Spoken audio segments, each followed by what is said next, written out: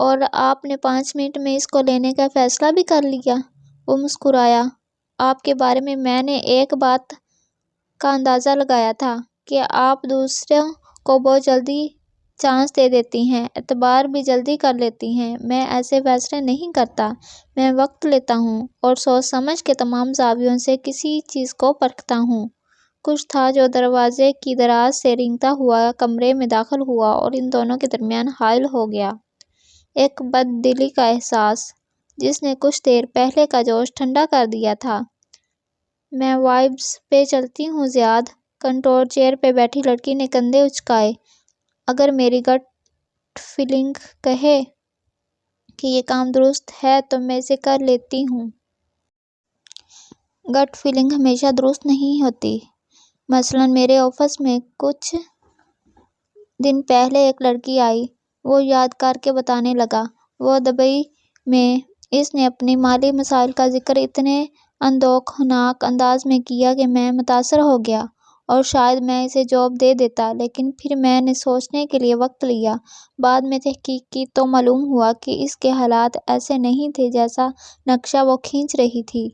میں ہوتی تو اس کے لیے آفس میں جگہ بنا دیتی اور اس کو نوکری دے دیتی، کیونکہ میری ماں کہتی ہے کہ جب ہم دوسروں کے لیے جگہ بناتے ہیں تو اللہ تعالیٰ ہمارے لیے ہماری زندگی کشادہ کرتا ہے۔ اس کا انداز سنجیدہ تھا، کچھ تھا جو اسے اچھا نہیں لگ رہا تھا۔ سامنے بیٹھا زیاد مسکرایا۔ وہ میں دیکھ سکتا ہوں کہ آپ کیسے لوگوں کو جاب دے دیتی ہیں۔ کشمالہ نے گہری سانس لی۔ اب کہ وہ بولی تو انداز قدرے سخت تھا۔ آپ کا اشارہ میرے ڈرائیور کی طرف ہے غالباً۔ وہ دیکھنے میں اچھا بھلا لگتا ہے لیکن ایسا ہے نہیں۔ اس نے 1 سال پہلے ایک کمپنی بنائی تھی جو فلاپ ہو گئی اور وہ تب سے بے روزگار اور مقروض تھا۔ میری جاب سے اس کے قرضے نہیں اتریں گے لیکن کم از کم وہ کسی قابل تو ہو جائے گا۔ آپ مہربان دل کی مالک ہیں، اسی لیے کسی نے آپ کے پاس آ کے اپنی مالی مجبوریوں کا ذکر کیا اور آپ نے یقین کر لیا۔ وہ مسکرایا جیسے بڑا کسی بچے کی بات پر مسکراتا ہے۔ آپ میری جگہ ہوتے تو ایسے نوجوان کو جاب نہ دیتے۔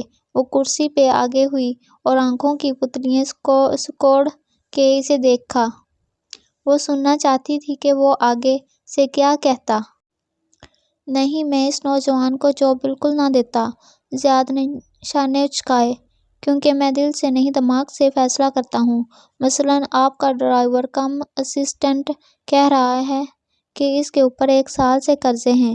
انڈرسٹینڈ، مگر آئی فون کا جو ماڈل اس کے ہاتھ میں تھا وہ ابھی ستمبر میں ریلیز ہوا ہے۔ ایک قرضوں کا شکار آدمی 6,000 درہم 3 لاکھ روپے کا فون اٹھا کے نہیں گھومتا، نہ ہی وہ ٹام فورڈ کے جوتے پہنتا ہے۔ سرمئی دیواروں والے آفس میں ایک لمحے کے لیے سناٹا چھا گیا۔ میں اپنے اچھے برے کی پہچان کر سکتی ہوں۔ میرا ڈرائیور چاہے مہنگا فون اٹھائے، چاہے ڈیزائن جوتے پہنے، اگر وہ میرا کام ٹھیک کر رہا ہے تو میرا مسئلہ نہیں ہے۔ آپ برا مان گئی؟ میرا یہ مطلب نہیں۔ زیاد کے چہرے پہ معذرتی تاثرات ابھرا۔ میں صرف ایک بات کہہ رہا تھا، کبھی کبھی کسی کو نصیحت سن لینی چاہیے کشمالہ، یہ انسان کو بڑے نقصان سے بچا لیتی ہے۔ زیاد سلطان کے گہرے مشاہدے کی وہ صلاحیت جو اسے اس دن متاثر کر گئی تھی آج شدید بری لگی تھی۔ میں چلتی ہوں، مجھے کہیں پہنچنا ہے۔ کیا آپ کو مزید یہاں کچھ دیکھنا ہے؟ وہ گھڑی دیکھتی اٹھ کھڑی ہوئی۔ اس کی سبز آنکھیں اب بے تاثر تھیں اور پیشانی پہ شکنیں تھیں۔ زیاد بھی کھڑا ہو گیا۔ نہیں، میں بھی چلتا ہوں، لیکن امید کرتا ہوں کہ ہم دوبارہ مل سکیں گے۔ پھر وہ رکا نہیں، اس کافی کے لیے بھی نہیں جو عاصم بھجوانا بھول گیا تھا غالباً۔ سر کے خم سے اسے خدا حافظ کہا اور لمبے لمبے ڈگ بھرتے ہوئے وہاں سے نکل گیا۔ کشمالہ نے اسے لفٹ کے دروازوں کے پیچھے گم ہوتے دیکھا تو واپس بیٹھ گئی۔ کوہنی میز پہ بچھا دی اور چہرہ ایک بازو پہ رکھ دیا۔ میز پہ گرد کی ہلکی سی تہ تھی۔ اس نے اس پر انگلی سے لکیر کھینچی، دستک پہ نظریں اٹھائیں۔ کیف چوکھٹ میں کھڑا تھا۔ وہ ٹال ڈال کہاں گیا؟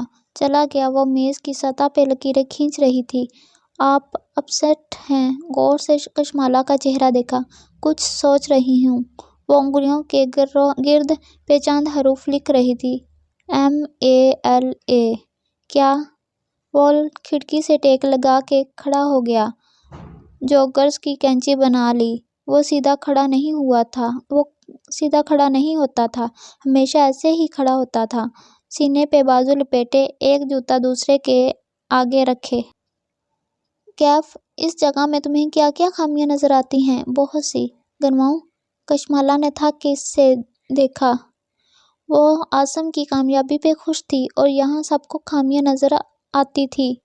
کوورکنگ اسپیس میں ڈیسک کے درمیان فاصلہ زیادہ ہونا چاہیے تھا تاکہ ہر ورکر کو اپنی پرائیویسی ملے، کیونکہ یہ اسپیسز ہمیشہ تب فلاپ ہوتی ہیں جب ورکرز خاموشی سے کام نہیں کر سکتے۔ لوگ یہاں جس سکون کی تلاش میں آتے ہیں، ان کو وہ ملنا چاہیے، ورنہ وہ گھر میں ہی نہ کام کر لیں۔ وہ واقعی انگلیوں سے گنوا رہا تھا۔ دوسرا، تمام ہالز میں آرکیٹیکچر کی تھوڑی سی غلطی ہے۔ بہت سی جگہ ڈیکور میں ضائع کی گئی ہے۔ بالخصوص کونے۔ وہاں بہت کوزی سے کارنر بنائے جا سکتے تھے۔ کشمالہ نے ایک نظر کھڑکی کو دیکھا، پھر لائٹ کو، پھر گرے دیواروں کو۔ کیف نے ان میں سے کسی کا ذکر نہیں کیا تھا۔ اور اس پوری بلڈنگ میں ایک چیز کی کمی ہے۔ وہ مسکرایا۔ پودوں کی؟ ہے نا؟ وہ بھی ہلکا سا مسکرا دی۔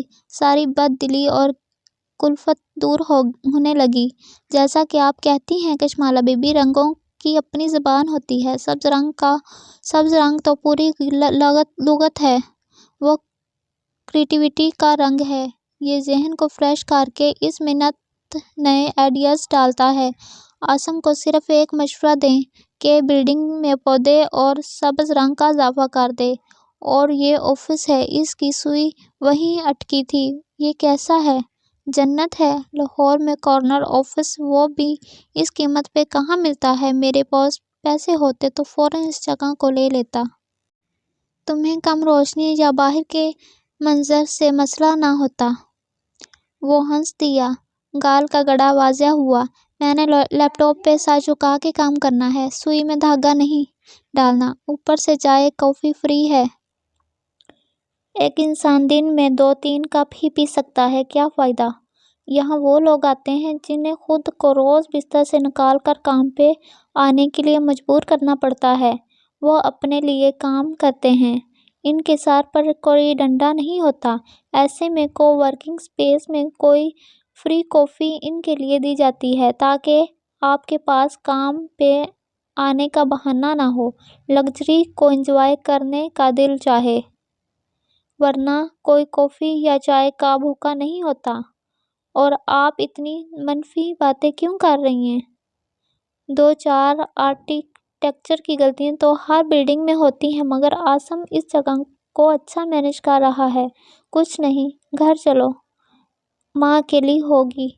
وہ ہاتھ جھاڑتے ہوئے اٹھ کھڑی ہوئی۔ وہ عاصم سے نہیں ملنا چاہتی تھی۔ عجیب شرمندگی سی محسوس ہو رہی تھی۔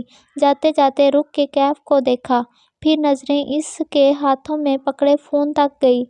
اس کے جوتے یقیناً ریپلیکا کی نقل تھے، لیکن وہ فون اصلی تھا۔ اس نے پہلے نوٹ کیوں نہیں کیا؟ تم تو کہہ رہے تھے تم پہ 1 سال سے قرضے ہیں، پھر آئی فون کا نیا ماڈل کیسے خریدا؟ کیف نہ گھبرایا نہ پریشان ہوا، ہلکے سے شانے اچکا دیے۔ میں نے کب کہا میں نے خریدا ہے؟ گفٹ ملا ہے۔ اتنے مہنگے گفٹ کون دے سکتا ہے؟ ایک لڑکی نے دیا تھا۔ امیر لڑکیاں مہنگے تحفے دیتی ہیں۔ سب آپ کی طرح نہیں ہوتی جو صرف تنخواہ دے۔ وہ بھی لیٹ۔ کشمالہ نے گھورتے اسے دیکھا اور آگے بڑھ گئی۔ اس کی ہیل کی آواز سارے کاریڈور میں گونجتی گئی۔ کیف نے سینے میں مکئی سانس خارج کی۔ کفت سے اس فون کو دیکھا جو نفی میں سر ہلایا۔ وہ کتنا کچھ پائے گا اس سے؟ میں نے اس ساری بات سے یہ نتیجہ نکالا ہے مالا، کہ ماہی نے اس کا لمبا سا ٹیسٹ پڑھنے کے بعد جواب لکھا تھا کہ تم اتنے دن بعد زیادہ جہاز سے ملی اور تم نے کیف کی وجہ سے اس سے بحث کی؟ میں نے کیف کی وجہ سے اس سے بحث نہیں کی۔ وہ میری چوائس پہ مجھے شک میں مبتلا کر رہا تھا۔ وہ کار کی پچھلی سیٹ پہ بیٹھی ٹھک ٹھک ٹائپ کر رہی تھی۔ ہو سکتا ہے وہ آفس اس لیے مناسب نہ ہو۔ ہو سکتا ہے وہ آفس اس کے لیے مناسب نہ ہو۔ مالا، اب وہ تمہارا دل رکھنے کے لیے تو آفس کو نہیں لے سکتا تھا۔ ویسے بھی وہ مجھے بہت خشک اور پریکٹیکل سا لگا۔ میں یہ نہیں کہہ رہی کہ اس کا قصور ہے، لیکن اس کو کیف کے بارے میں ایسے نہیں کہنا چاہیے تھا۔